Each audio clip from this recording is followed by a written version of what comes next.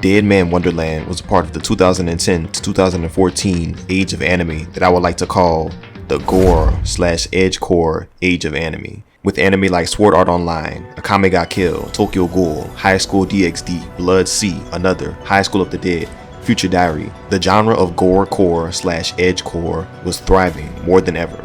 All of these different anime had everything that you ever needed as a 12 to 15-year-old boy or girl that loved watching anime during that time. Blood, gore, action, titties, and one of the most notable things of them all, a great escape from reality. But apart from a lot of these anime that I've listed, Deadman Wonderland was extremely unique in the sense that the world that it established was very unique and creative. And I really feel like this was like the saving grace. This is like what really made it stand out the most, you know, along with the plot and a lot of the other things we're going to talk about in this video. But when you think of Deadman Wonderland, you think of that Ferris wheel, you know, you think of the carnival, you know, you think of fun, and also death and blood and gore. For this video, I decided that I was going to binge watch Deadman Wonderland in one day. Like how Giovanni in Death Note recreated the Death Note in one night, I said that I would rewatch Deadman Wonderland in one night.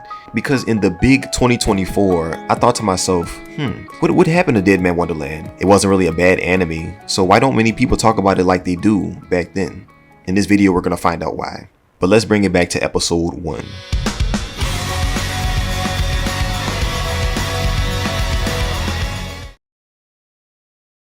Ganta Igarashi, the protagonist, is talking with his two friends, Yamakatsu and Mimi, and they're talking about a school trip that they plan to go on. They're talking about their trip and everything is good and fine and dandy in the world and the sun shines and rainbow and the land of milk and honey, and none of that shit matters because guess what? The antagonist of the show, the Red Man, arrives. This nigga descended from the 5th floor to the 3rd floor looking like fucking Stain and Vigilante Deku if they had put in the Protara earrings and fused, bruh. Menacing as fuck. Oh my gosh. And the Red Man kills every single one of Ganta's classmates except for Ganta, leaving him alive. Bruh, did this nigga not pay the light bill? What? I know they went bankrupt, but nigga, did they not have money for the light bill? Why the fuck is it so dark? After murdering Ganta's classmates, the Red Man injects some sort of red blood gem into Ganta. With Ganta being the only survivor, he gets framed for the mass murder of everybody in his classroom. And I didn't know that there was AI in 2011, but basically they set this nigga up to make it seem like he actually confessed to the crime on camera when in reality he didn't do any of that. We also see a strange white person. No racial, they're actually white. Like it's like Bleach. It's not like, you know, European white. We see a strange white person sitting on top of Deadman Wonderland singing a lullaby. Boo! Boo! Put on that all red! Put on that all red! Upside down, cross, turn on my neck, shut him up. And from there, Ganta is shipped off to the Deadman Wonderland jail. One of the head guards of the facility, Makina, Bae, my wife.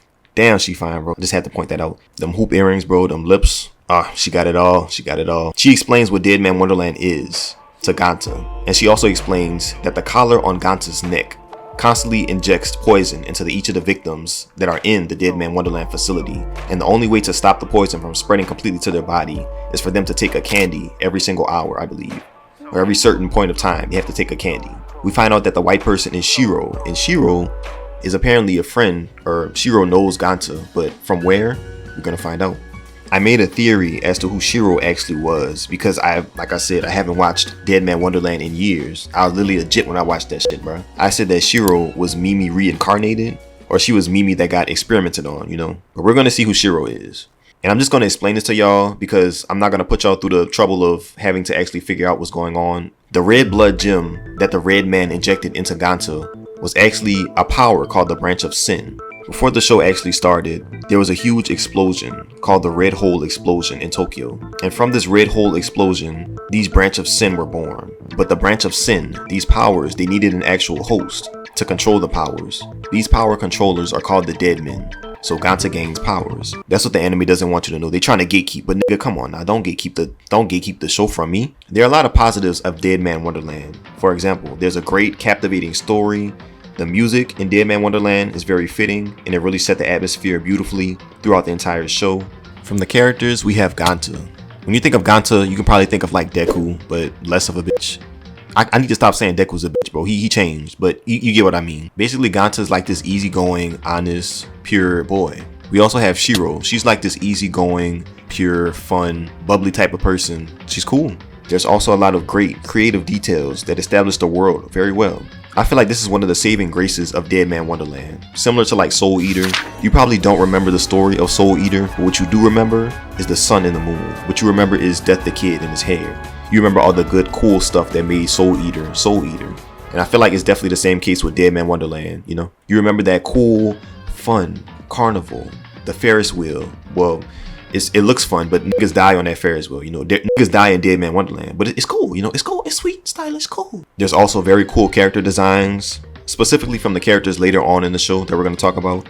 And there's pretty decent fights as well. But one of the greatest things that Deadman Wonderland does so well is characterizing Ganta. I feel like they break him down very well physically, mentally, and emotionally when he's in Deadman Wonderland, the jail. Also, Shinji is that nigga, bro. He's like Kenpachi, basically. He's cool. I like Shinji. He's cool. Yes. As the anime goes on, Ganta's psyche is challenged time after time, but he gains resolve in the process of his psyche being challenged. For example, in episode 2, when Yo, who was his quote-unquote friend, he pickpocketed that nigga for his candy, you know, the candy that you actually need to survive. And also when Ganta experienced prison life for the first time.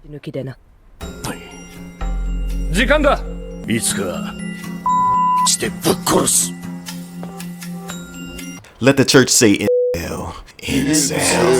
I just know damn well that nigga was a red pillar back in 2020, bro. Hard R, 2 red pillar. Booty queef, booty queef, booty queef. Just boys being boys. Booty queef, boys, booty queef. Just boys being boys. Or like in episode 3, when he got framed for the terrorist attack that happened at Deadman Wonderland. Or in episode 4, when he got entered into the Carnival Corpse, which is basically like Squid Game, you know.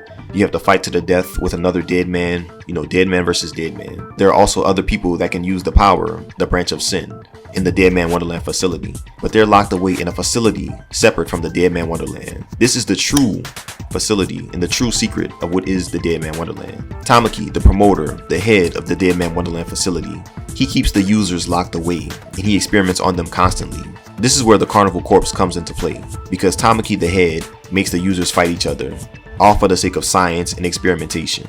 Ganta's psyche is also challenged in episode 6, when we get the introduction of Minatsuki, who is Yo's sister, and we see how Minatsuki betrays Ganta, and we also see how that bitch is crazy.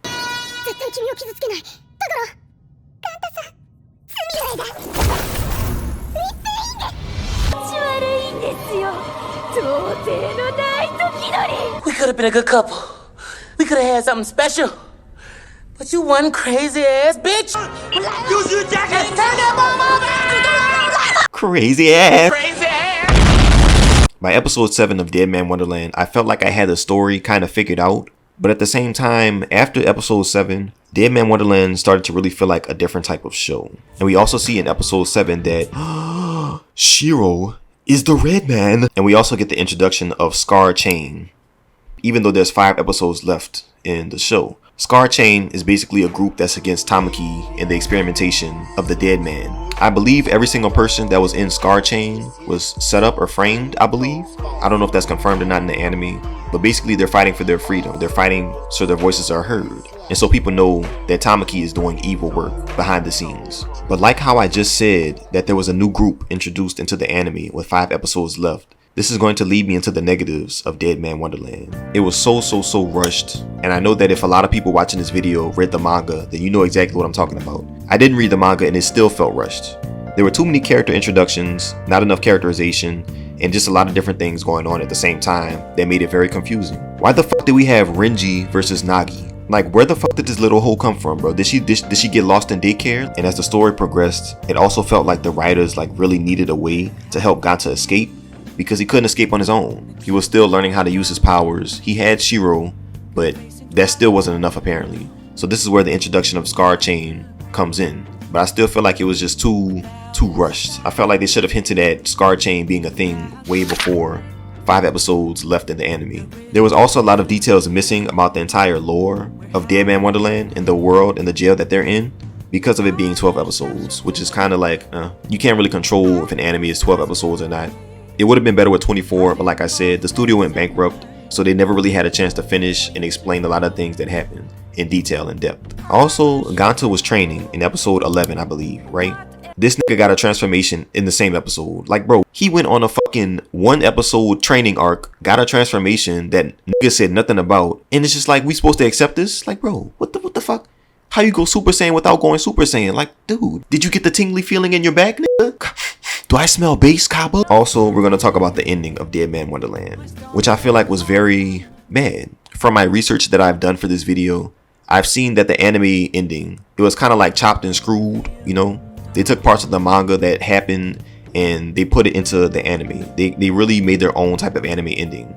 And yeah, they definitely tried, bro, because that's a power of friendship type of ending to me, bro. Like, Ganta literally said, I have my friends, or something like that. That's when I was like, bingo, bingo. The last negative that I have on this list is that the plot was very convenient for Ganta in some cases. For example, this is the most perfect example of the entire show. Ganta is a naive character. There's nothing wrong with this, you know. Characters have flaws, and that's perfectly okay. Ganta was looking for the Red Man to exact revenge on him for killing Ganta's class and having Ganta framed for it. Ganta thought that Shinji was the Red Man, but he wasn't. And the reason that he saw that he wasn't the Red Man was because the Red Man did a specific type of tick, or like a click or something like that Ganta picked up on. But literally, the second to last episode of Deadman Wonderland, Shiro did the exact same click that Ganta noticed. But this nigga Ganta didn't say shit. Why did he not notice that Shiro did the same click that the Red Man did, connecting the dots and figuring out that Shiro actually was the Red Man? I don't know. Plot, I don't know. And as I pointed out before in this video, the anime and the manga had a lot of differences. There was a lot of characters left out. There were a lot of characters in the anime that were tweaked for time constraints. For example, Hibana and Genkaku. Genkaku is made out to be the central antagonist figure, well, at least one of them, in Deadman Wonderland by the end of the show. And Hibana was supposed to be kind of the same thing, you know, that's what she was in the manga. But in the anime, Hibana, you know, Renji Jr., she's basically Genkaku's sidekick type of thing, you know? And that's really not the case as it was in the manga.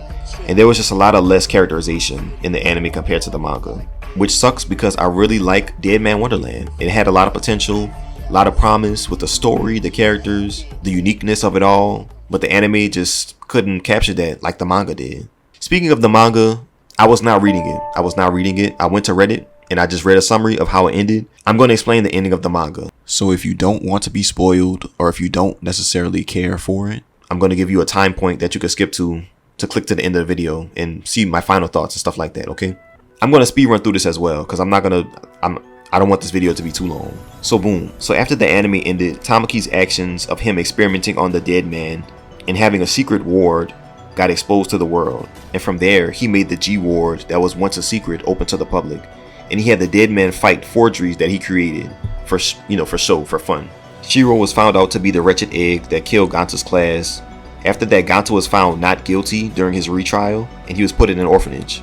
Tamaki, the head director, he himself after he sees that he'll be arrested because, like I said before, his secrets got exposed to the world. And even though nothing happened yet, he knew that something was going to happen, you know, aka his arrest. So he just unalived himself before that could happen.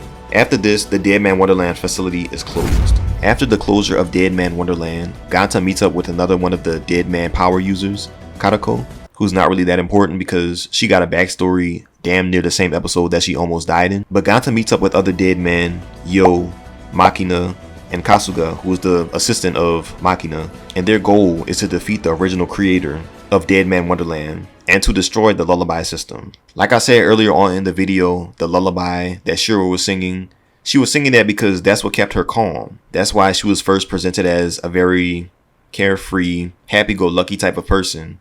But she also had another type of personality within her, and that was the wretched egg, the evil person that we knew that killed all of Ganta's classmates. And once the lullaby system that kept Shiro calm got destroyed, Shiro's personality and the wretched egg's personality merged. Shiro remembers her memories after the lullaby system is destroyed, and she seeks death by Ganta's hands as retribution for killing all of his classmates. Months after their fight, everybody is becoming regular civilians in society again, and Ganta visits Shiro in the hospital. Shiro is in a coma. The final scene of the manga is on some type shit, bro. Basically, Shiro, who's in a coma, she opens her eyes, wakes up, and boom, the manga ends right there.